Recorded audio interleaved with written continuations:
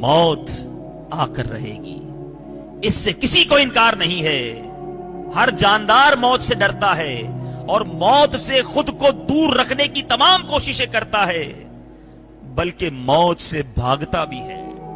مگر موت، جس کو اجل بھی کہا جاتا ہے، وہ اسے وقت آنے پر پکڑ لیتی ہے، بلکہ اسے اپنے مضبوط پنجے میں دبوچ کر اس دنیا سے لے جاتی ہے۔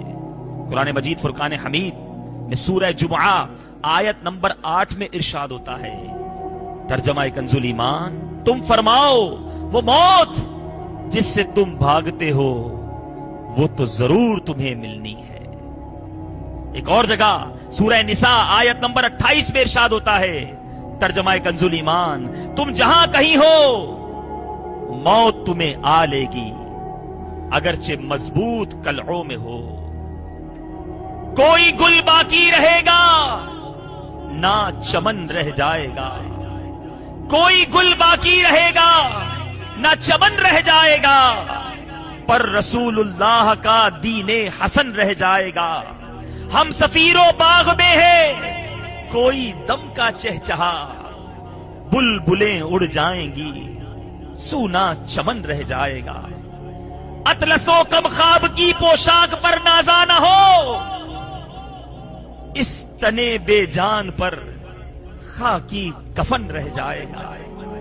اے میرے پیارے اور محترم اسلامی بھائیوں، قرآن پاک کی یہ آیات پکار پکار کر ہمیں کہہ رہی ہیں کہ کہیں بھی چلے جائیے، کہیں بھی چھپ جائیے، اپنی زندگی کا کوئی بھی لائف سٹائل بنا لیجئے، ایک ریالٹی ایسی ہے، ایک حقیقت ایسی ہے جو آ کر رہنی ہے، اور اس کا وقت مقرر ہے۔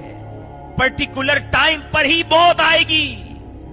ہمیں نہیں معلوم کہ میرے لیے کون سا وقت ہے، مگر یہ بات ضرور ہے کہ ہمارا وقت طے ہو چکا ہے، یہ ڈیسائیڈڈ وقت ہے، یہ کوئی ارجنٹ ارینج نہیں کیا جاتا، یہ کسی جناب ہری کے اندر طے نہیں کیا جاتا کہ آج کس کو مرنا ہے۔ یہ ڈیسائیڈڈ وقت ہے، یہ طے شدہ وقت ہے کہ کس کو کب مرنا ہے۔ بہرحال موت کا وقت کسی سیکنڈ، کسی منٹ آگے پیچھے نہیں ہونا۔ ایک اور واقعے سے اس بات کو سمجھیے۔ ابن ابی شیبہ نے مصنف میں حضرت خیثمہ بن عبد الرحمن رضی اللہ تعالیٰ عنہ سے روایت کیا کہ ایک مرتبہ حضرت سیدنا ملک الموت علیہ السلام سیدنا حضرت سلیمان علیہ نبینا علیہ الصلوۃ والسلام کی بارگاہ میں آئے، اور آپ کے ساتھیوں میں سے ایک شخص کو گھور کر دیکھنے لگے۔ جب حضرت ملک الموت چلے گئے تو اس شخص نے حضرت سلیمان علیہ الصلوۃ والسلام سے دریافت کیا کہ یہ کون شخص تھے؟ آپ نے فرمایا کہ یہ ملک الموت حضرت عزرائیل علیہ السلام تھے۔ اس شخص نے عرض کی، سرکار ایسا معلوم ہوتا ہے یہ میری روح نکالنے آئے ہیں۔ آپ نے فرمایا پھر تمہارا کیا ارادہ ہے؟ انہوں نے عرض کی، آپ ہواؤں کو حکم دیں کہ وہ مجھے سرزمین ہند پہنچا دیں۔ موت سے بھاگنا چاہا اس شخص نے۔ آپ نے حضرت سلیمان وہ ہیں کہ جن کی ہواؤں پر حکومت تھی، آپ نے ہواؤں کو حکم دیا تو اس شخص کو ہواؤں نے آن کی آن میں ہند پہنچا دیا۔ اب ملک الموت تشریف لائے، حضرت سلیمان علیہ الصلوۃ والسلام نے ان سے دریافت کیا کہ تم میرے ایک ساتھی کو کیوں گھور کر دیکھ رہے تھے؟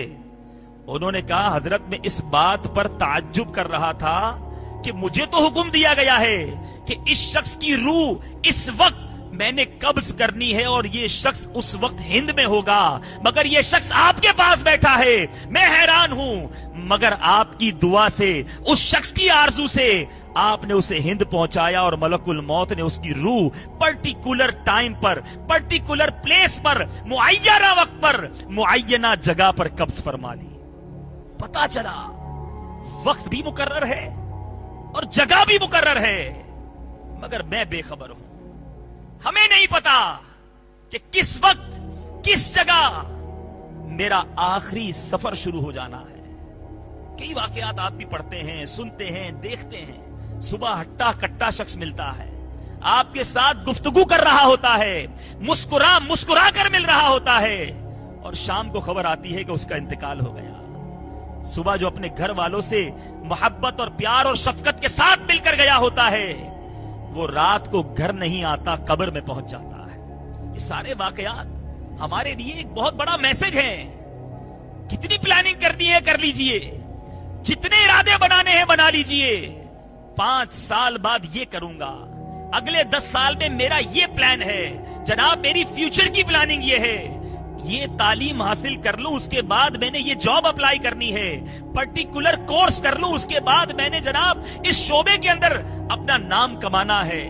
ابھی تو شادی نہیں ہوئی, شادی ہو جائے گی, اس کے بعد زندگی کے مزے اڑاؤں گا. بہت ساری ہماری پلاننگز ہیں, بہت سارے ارادے ہیں, مگر ایک حقیقت ایسی ہے جو تمام ارادوں کو پامال کر دیتی ہے, تمام پلاننگز کو ڈسٹروائے کر دیتی ہے. آن کی آن میں بندہ تمام چیزوں کو چھوڑ کر اپنی قبر میں اتر جاتا ہے. آج کسی سے کہیں بھائی نماز کے لیے وقت نکالا کیجیے, بہت بیزی لائف ہے حضرت, نماز کا وقت نہیں ملتا. اے میرے پیارے اور محترم اسلامی بھائیوں, اب سوال یہ پیدا ہوتا ہے کہ جب موت برحق ہے, آنی ہے, ایکسپیکٹڈ نہیں ہے, کنفرم ہے, پھر انسان موت سے ڈرتا کیوں ہے, کیوں خوفزدہ ہوتا ہے جب پتہ ہے آنی ہے؟ علماء بڑی پیاری بحث کرتے ہیں کہ جو